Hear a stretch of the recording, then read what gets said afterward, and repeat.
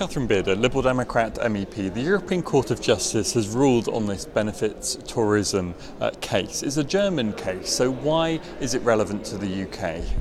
It's clarified European rules. That's what's important. We've heard a lot about going back and renegotiating the rules on benefit tourism and the rest of it. This is just clarified.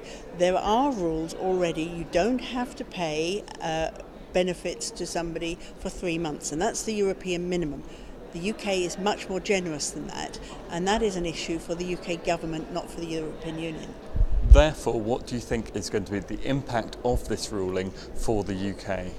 Well, as I say, it clarifies it. You know, there's this urban myth that all those foreigners come over and they just get onto benefits and then don't sit there doing anything. So this shows that it is not European rules allowing benefit tourism. In fact, the evidence shows that doesn't really happen. Most people who come to the UK come because they want to work in the UK. And we have minimum wage regulation, and we have the 3-month waiting for benefits. We have some benefits that you don't have to qualify and contribute towards. Like family child benefit is one, but it shows that we can, under EU rules, not pay that now for 3 months as a minimum. So it's an issue that the UK has to sort out. So all the posturing about we want to go and renegotiate, it shows we don't need to. Are we, as a result of this, likely to see changes to the benefit system in the UK? And is that something that you and the Lib Dems will welcome? Absolutely. We've always said we have to remain with the right to move around. It's a fundamental principle of the free market that we have across Europe. You have the right to move to another country to work, to study, or to retire to if you have the financial capacity to do so. That is fundamental. That won't be negotiated by anybody.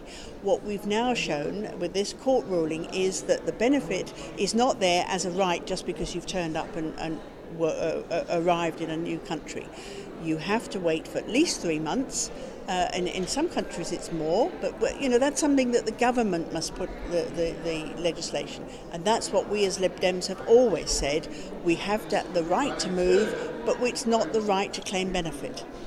Could this be interpreted as a caveat in freedom of movement rules, given that there is possible manoeuvring available according to this court ruling on, for example, benefits?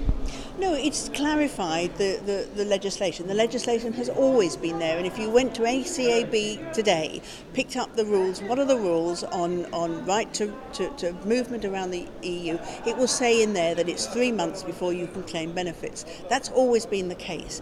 The UK, though, has actually been more generous than that, and so that's something that we in the UK have to sort out and maybe amend our own legislation or clarify to the benefit agencies what they can and what they can't pay. David Cameron has offered before Christmas to sort out some of these issues to do with freedom of movement.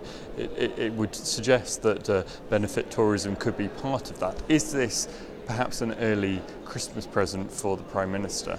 Well, it means that he has less to negotiate, and I do hope that he does negotiate, because going and preaching to the rest of our European friends and neighbours is not the way to negotiate what he does want. He's always said he wants to cut down on benefit tourism.